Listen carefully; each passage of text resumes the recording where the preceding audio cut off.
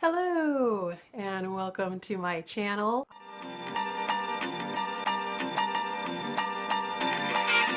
I just started it a few months ago and I thought I would be able to be pretty regular in my uploads, and unfortunately I have not been. So this is the perfect time to connect to people. People are around more because of the thing that cannot be named that is keeping us all at home right now. I don't want to not reference what's happening right now, but I also don't want that the focus of the video. So I just wanted to just put it out there. We are all home right now. We're staying home for a good reason. And my video today is for once not me doing my little a-capella videos, although if you have not seen any of my a-capella videos, please feel free to peruse all the videos that I've posted here at my YouTube channel, as well as my Instagram. My Instagram handle, actually, is at the one and Onyie. Yeah, because you get it? Like the one and only, but it's Onyie because it's my name. Anyway, I take requests on my a-capella videos. Please request stuff. Feel free to leave your requests in the comments. For today, what's happening right now is I am coming to you as a voice teacher. I am, in fact, a voice teacher. I've been teaching for over a decade. And if you're like, oh my gosh, Onyie, because you look so young, how is it possible? I don't know. Magic? I don't know. I did start teaching when I was still in college though, so I really love teaching voice. I really love teaching, and I'm so fascinated by the voice. I'm fascinated by the science behind the voice. I'm fascinated by the mechanism of the voice. I'm very much a quintessential voice teacher. So, and I call myself a voice teacher and not a voice coach. I do coach. That's a part of the teaching that I do, but I don't consider myself just a voice coach. I consider myself a voice teacher because I do deal with the mechanics and the biology, physiology, pedagogy of vocal production. I teach how to utilize and use your vocal mechanism, how to produce sound healthily and freely. Let me give you a little bit of background for me so you have more trust in my actual ability to do this and to teach. My background comes from I was singing when I was a kid like everybody does,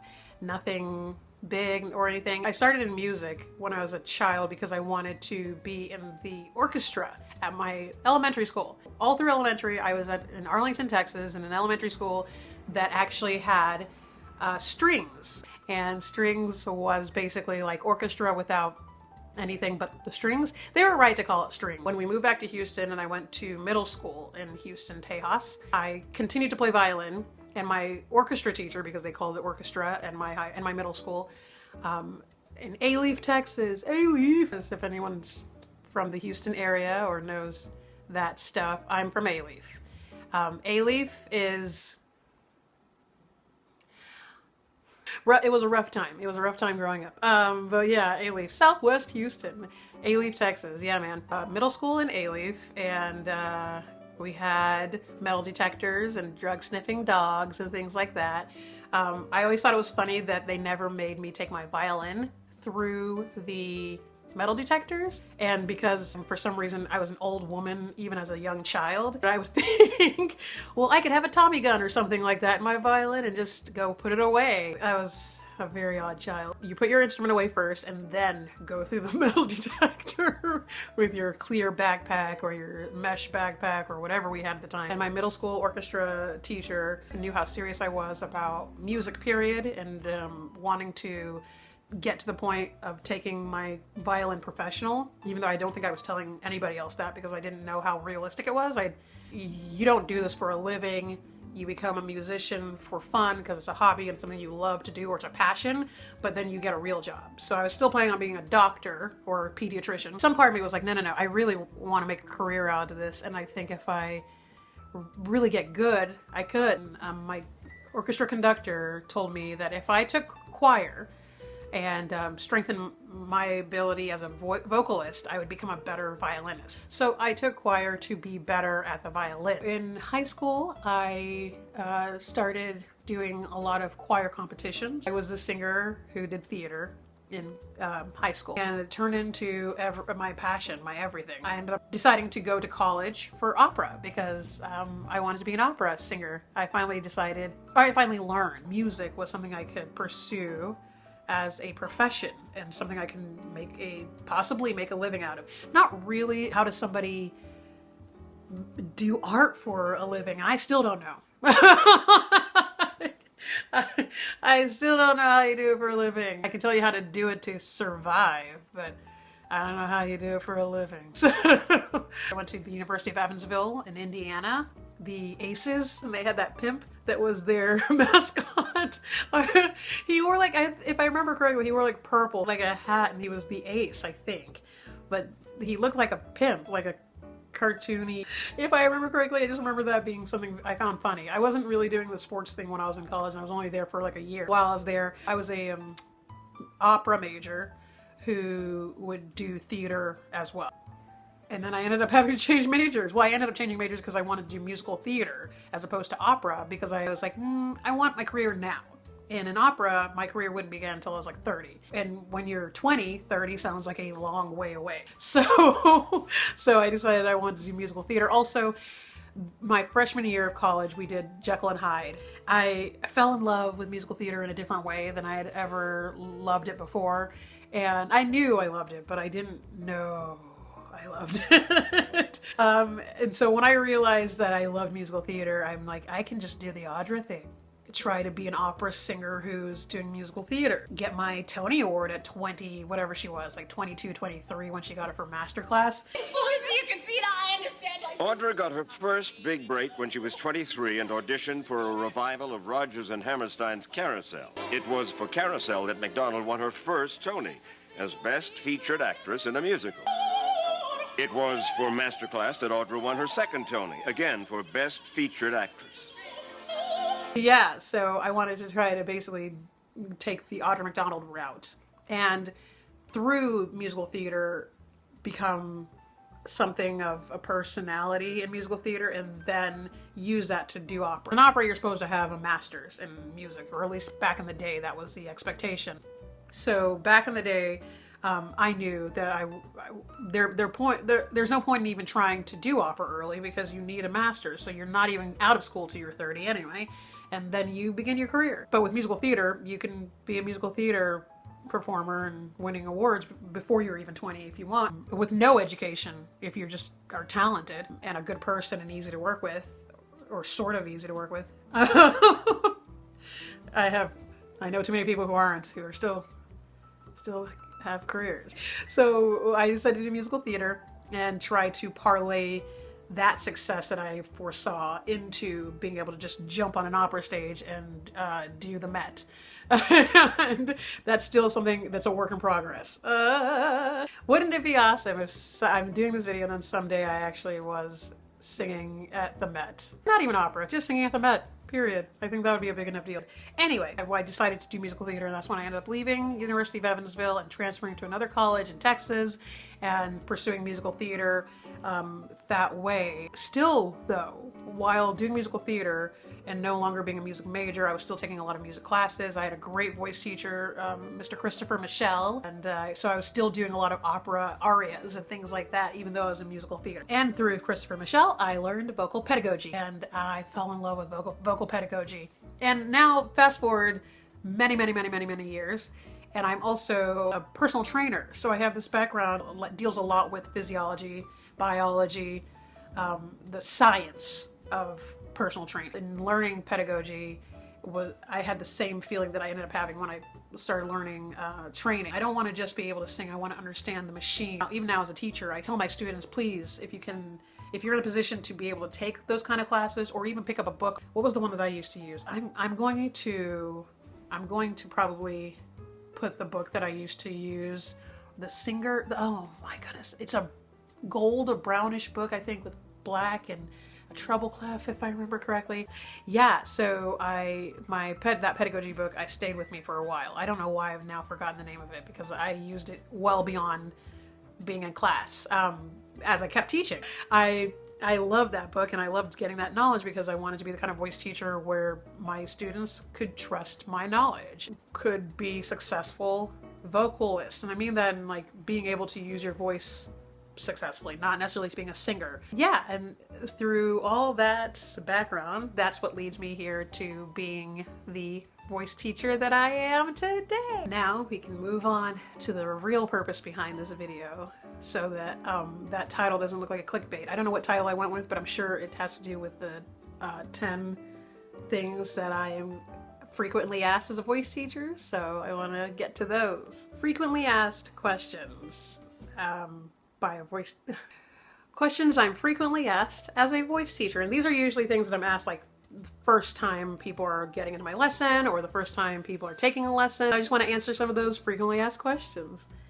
So number 1, do I have nodes? Okay, that is something I'm often asked, even by people who know better. Without going too deep into what having nodes would be, I could probably do a whole other video on that. And I have my own past with vocal trauma, so when someone asks me about nodes, I can just, let me tell you a quick definition of nodes. Basically is there's something of a callus that develops on your vocal folds. If you're using your voice improperly, well, first of all, if you're singing improperly, then for instance, if you're screaming, if you're belting improperly, things like that, your vocal folds aren't doing this, your vocal folds are doing that basically. And even just doing that right now, I'm doing this because it feels bad, because it hurts a little. Imagine that happening a bajillion times in a row. That is basically what's happening if you're screaming, if you're shouting, if you're whatever. You can imagine that where my hands are coming together would start to callus, right? Over if I was doing that for years, or if I was doing that for months even. That's basically what would be happening on your vocal fold. When I say vocal folds, I'm talking about your vocal cords. When your folds develop that callus, that is a nodule. People often ask because they're having like hoarseness or like losing their voice from after like screaming all night or something like that. It's like, I think I have nodes. A hoarse vocal quality is one of many indicators. That's not the only one. You can develop swelling for this same thing. And that swelling is what will allow you to sound hoarse. So basically your folds aren't coming fully together, so you're releasing air along with creating tone, and then you get that hoarse sound. Speak through or sing through swollen folds, and then you will get nodes. Anyone who doesn't know what nodes are or doesn't know why I'm going on about this, singers, that's our kryptonite. That's why I feel like I need to start with that and go ahead and knock that out. Don't let a teacher tell you you have nodes. Go see a doctor and they'll tell you. So number 1 was nodes. Number 2, I'm going to learn how to do these quicker. Number 2 is tone deaf. I've had students who came into my lessons who were like, I was told I was tone deaf. I was going to give up singing because I was told I was tone deaf. Tone deaf is something that needs to be diagnosed. If you have a teacher who is, I don't want to say irresponsible, so confident as to feel like they can tell you are tone deaf, go somewhere else. Be like, yeah, and I know there are a lot of people who don't realize tone deaf is something that is clinical. I've had a student who literally had a voice coach who told them that, and they almost gave up singing. And they can match pitch. The problem is that it's finding how they are able to. There is a science behind it. There are so many coaches who are singers who are teaching because they can sing. And there's a difference between teaching, singing, and being able to sing. Students who will ask you questions you've never even thought about. To tell somebody they're tone deaf, we use our voices to communicate. We use our voices to be ourselves. Yeah, it's a big deal. Your voice, if you are somebody who speaks or if you are somebody who sings, your voice is a big part of who you are. Those are the kind of things that can really like mess with you on a deeper emotional human level, because it almost feels like somebody's telling you aren't ... and not your voice. And it's because your voice is so much a part of you. So that to me is a big deal. That requires sensitivity. You're connected to your voice in a very visceral way. Tone deaf is something a teacher cannot tell you. A teacher can advise you to see an ear, nose, and throat person. Once again, that is important to find out and to learn if that is the case. Yeah, there's a science to it. Struggling with matching pitch does not equal tone deaf. And if that is all somebody's using to call you tone deaf, they don't know what they're talking about. They don't fully know the meaning of tone deaf. So, next. Jeez, this is taking forever. Okay, so number 3, water. I know it kind of goes without saying, but I feel like I need to say it. Drink water a ton before you go into a lesson, drink water a ton after. You should be drinking enough water that your pee is clear. If you're drinking water while you're singing, you are setting yourself up to be hydrated later. The science of the way water works and the way your trachea, which is where your vocal folds are living, your larynx is in your trachea. If you are able to get water into your trachea, you are drowning because water shouldn't go there. Water gets to your vocal folds through your blood. The best thing that water can do immediately, it can help cool things down. If you're drinking cold water, you can feel the coolness. All right, number 4, eat and drink before your lesson. So that's along the same lines as the water thing. Make sure you eat and drink before your lesson. I would say about 3 hours before your lesson is good. Like eating right before a lesson, that's fine. You know, like life is life, and my schedule is crazy often. I'm like, not now, but usually, especially if you live in a city like New York where you're like on the go all the time and we're walking everywhere, and you just like the idea of stopping to like eat and settle down for a second, just even as I'm saying that, I'm just like, ugh. But that's just the culture of this city. You definitely want to try to stay on top of eating and drinking, but definitely before a lesson, and definitely if you can, give yourself 2 to 3 hours, you know, like, but better something than nothing. I'd rather have you burping through the lesson.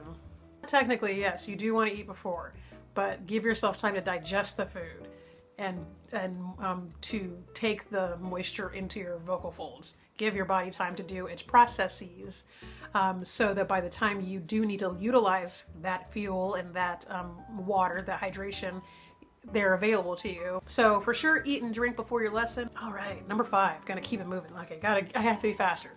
Okay, clearing throat. So this is not a frequently asked question as much as it's something that comes up pretty much almost every first lesson I have. A lot of people clear their throat as a reset button on their voice, and that is something that I try to knock out immediately. Clearing your throat is a violent activity on your vocal folds, period. You want to stay away from any kind of violent activity with your voice. Think of like if you could scream all the time thoughtlessly. That's basically, I think, the best way to consider what clearing your throat is. When you mess up, oftentimes that's when you clear your throat. Or when I stop the person, that's when they'll clear their throat. Or right before they start singing again, you'll clear your throat. Or every single time, every one of those. Like, you'll mess up. Oh, wait. Sorry.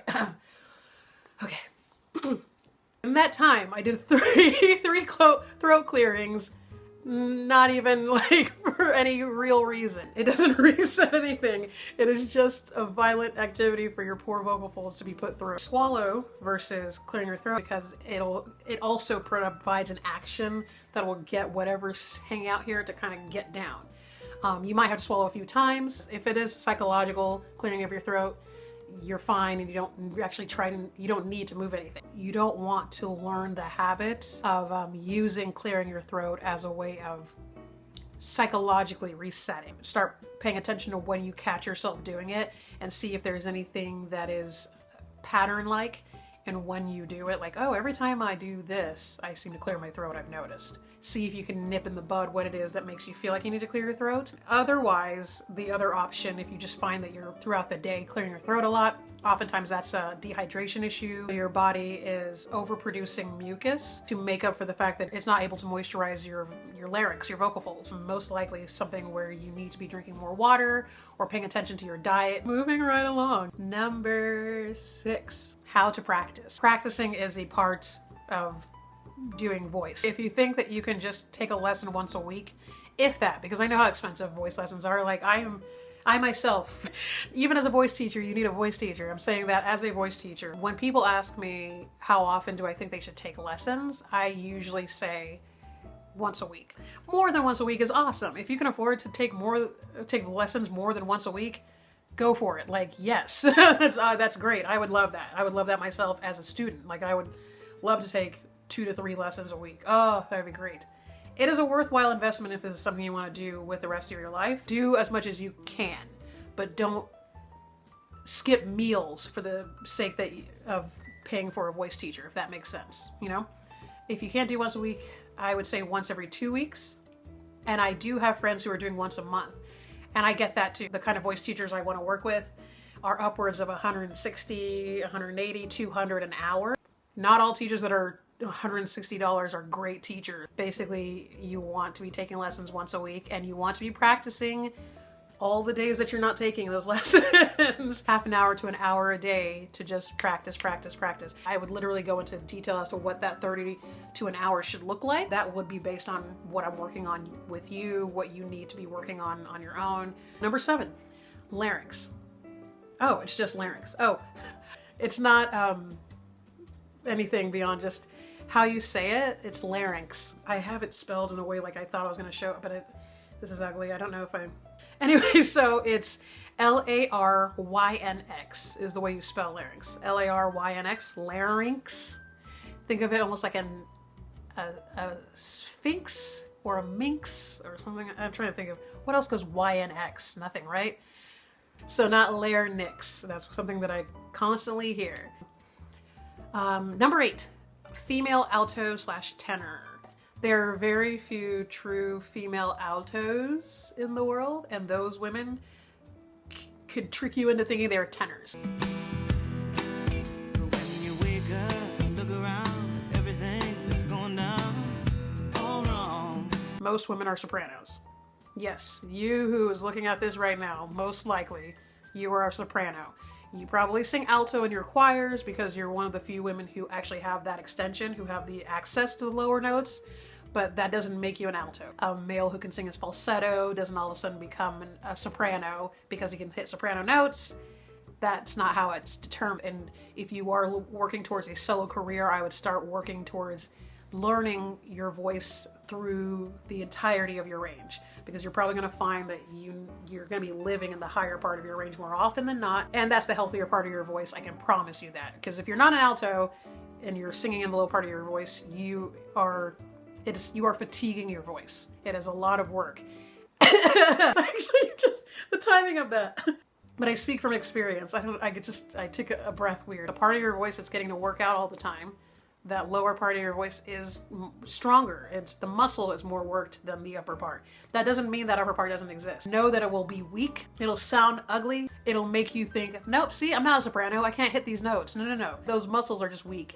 You just don't have that strength there yet. And you definitely don't have the strength anywhere comparable to the strength you now have in the lower part of your voice from all the years of singing down there. Give yourself time, be patient, but also know the healthier place for you to sing is in the higher register of your voice, period. I'm almost certain that's the case for you, woman that I'm speaking to right now. Whoever you are, this is very likely the case for you. All right. Ice cream truck, essential business. Number 9, sing Out Louise. When you are in voice lessons, oftentimes, especially if you're new to taking voice, there's a certain amount of shyness and timidness.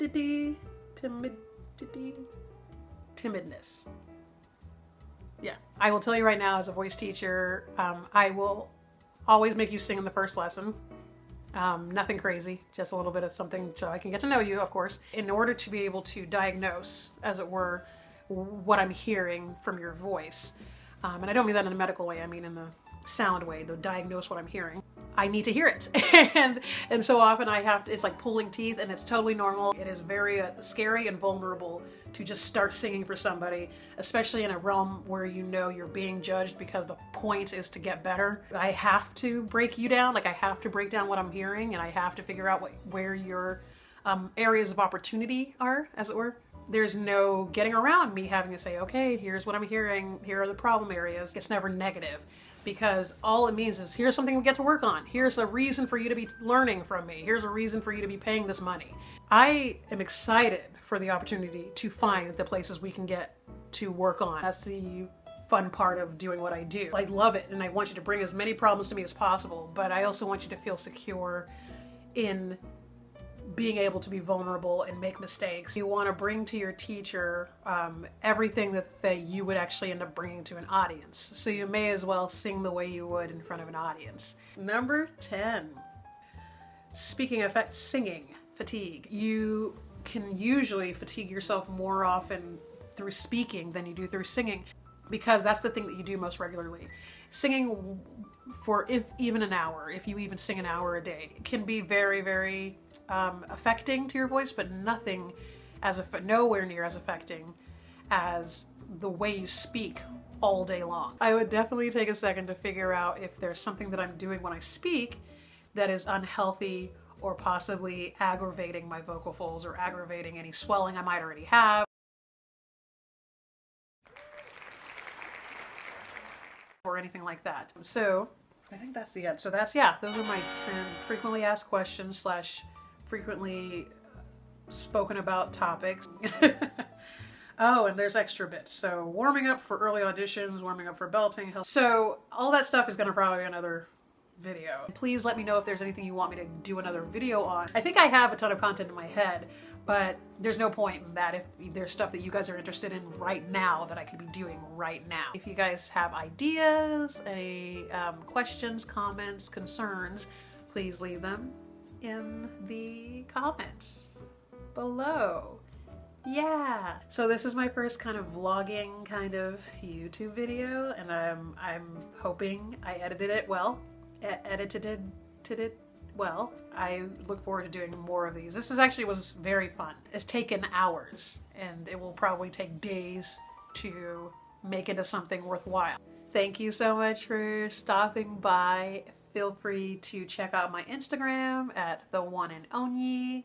I also am Onyie Sings here on YouTube and Onyie Sings on Facebook. And I'm really appreciative to every single pair of eyeballs that is sitting and watching this and is still there. Thank you so much.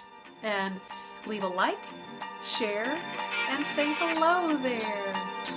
Bye.